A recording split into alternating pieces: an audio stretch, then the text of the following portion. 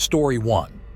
The Henderson family, John, his wife Emily, and their 2 children, Sam and Lily, moved to a secluded cabin in a dense forest to escape the chaos of city life. They were excited about the adventure, the opportunity to reconnect with nature and the promise of peace and quiet. The cabin was a dream come true, surrounded by tall trees and miles away from civilization. Their new home was a rustic yet charming wooden cabin that had stood for decades. It had a large porch that faced the forest where they could sit and enjoy the sounds of nature. The first few weeks were idyllic, filled with hikes, fishing trips, and family bonding around the campfire. As summer turned to autumn, the forest became eerily silent at night. It was during one of these quiet evenings that they first noticed the shadows. At first, they dismissed them as tricks of the light or wild animals moving through the trees. But the shadows became more frequent, lingering just outside the cabin, moving unnaturally. One night, Sam woke up screaming. When John rushed into his room, he found his son pointing at the window, trembling. "I saw something," Sam whispered, his eyes wide with fear. "A shadow." John tried to comfort his son, explaining that it was probably just a tree branch moving in the wind. But deep down, he felt a growing unease. The next morning, Emily found strange footprints around the cabin. They were large and unlike any animal tracks they had ever seen. As the days passed, the shadows grew bolder. They appeared earlier in the evening and stayed longer, moving closer to the cabin. Emily started to feel uneasy, convinced that something was watching them. The once peaceful forest now seemed menacing and hostile. One evening, John decided to set up a trail camera to capture whatever was lurking in the woods. He positioned it near the cabin, hoping to catch a glimpse of the mysterious shadows. That night, they heard strange noises outside, soft rustling, whispering, and footsteps. They stayed inside, too afraid to investigate. The next morning, John eagerly checked the camera footage. What he saw sent chills down his spine. The video showed dark, indistinct shapes moving around the cabin. The figures were human-like but moved in a jerky, unnatural manner. They seemed to flicker in and out of existence, as if they were not entirely of this world. Fear gripped the Hendersons as the shadows continued to haunt them. They decided to leave the cabin and return to the city, but the forest seemed to conspire against them. Their car wouldn't start and their phones had no signal. They were trapped. One night, the shadows crept closer. John stayed up, armed with a flashlight and a baseball bat. As the clock struck midnight, the shadows entered the cabin. They moved silently, their forms dark and indistinct, but their presence was cold and terrifying.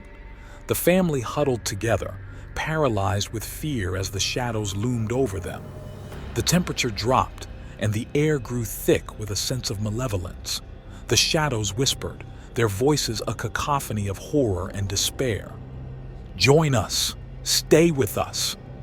Emily screamed as one of the shadows reached out, its cold, clammy hand brushing against her arm. The touch was like ice, sending a jolt of terror through her body. John swung his baseball bat, but it passed through the shadow as if it were made of smoke. The shadows grew more aggressive, pushing the family into a corner. The cabin seemed to close in around them, the walls creaking and groaning. The whispers became louder, more insistent. "You can't leave. You're ours now." Just when it seemed like all hope was lost, Lily, the youngest of the family, began to pray.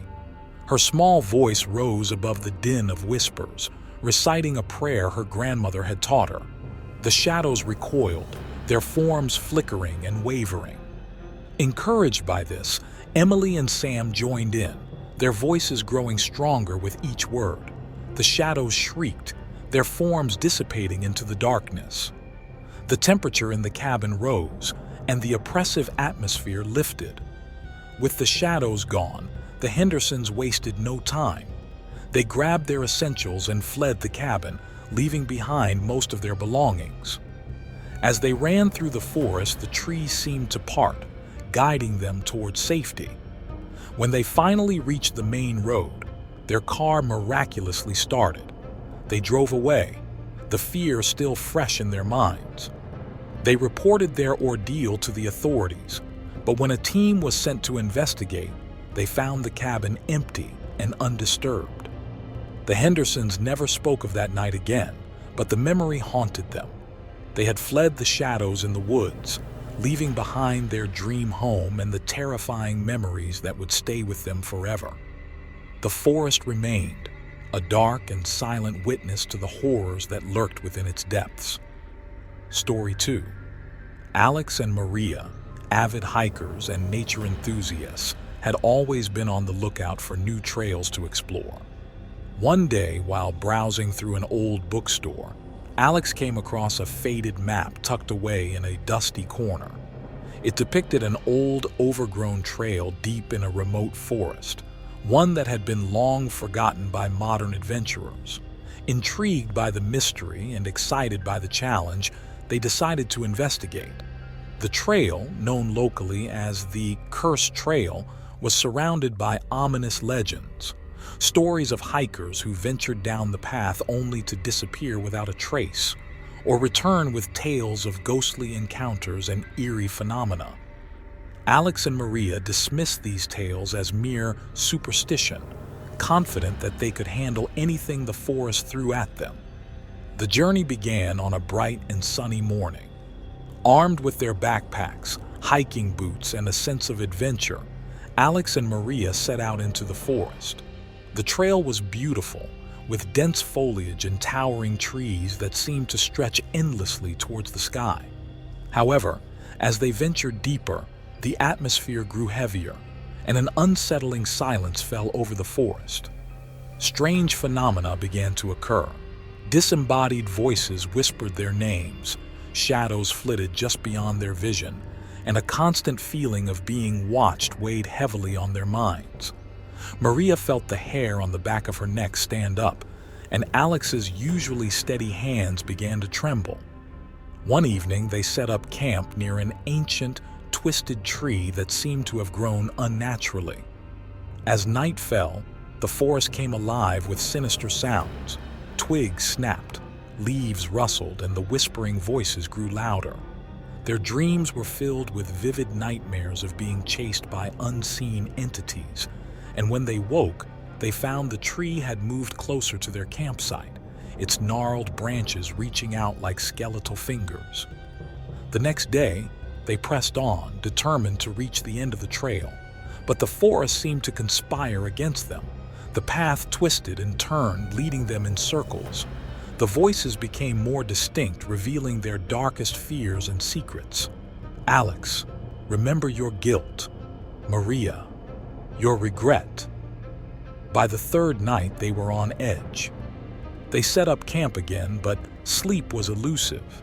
The air was thick with tension, and the forest seemed to close in around them. As they lay in their tent, the whispers grew louder, more insistent. You should have listened. You should have left. Suddenly, the temperature dropped, and a dense fog rolled in. The whispers turned into anguished wails, and the shadows coalesced into ghostly figures. Alex and Maria clutched each other, their hearts pounding with terror. The figures were the spirits of past hikers, their eyes hollow and their faces twisted in pain. "Why didn't you leave?" One spirit moaned, its voice filled with despair. "We are trapped here, forever." The malevolent spirit of the trail's guardian revealed itself, a towering figure cloaked in darkness with glowing red eyes. It spoke in a voice that seemed to echo through the very ground. "You have trespassed on sacred ground. Now, you will pay the price." The spirit began to advance, its form shifting and pulsating with dark energy.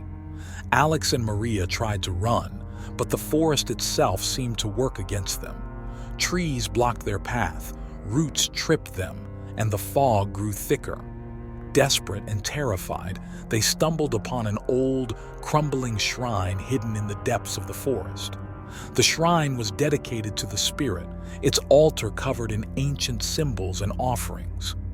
Maria, remembering a story her grandmother had told her, began to pray, begging for forgiveness and release.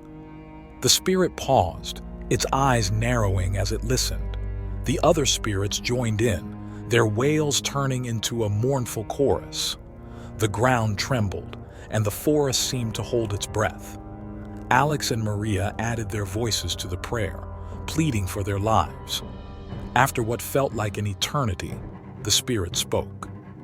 "You may leave, but you must never return. The forest will not be so merciful next time."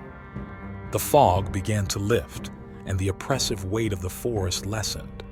Alex and Maria fled, guided by a sudden break in the trees that led them back to the main road. They didn't stop running until they reached their car, their bodies shaking with exhaustion and fear. They drove away in silence, the horror of the past days etched into their minds. They reported the cursed trail to the authorities, but no one believed their story.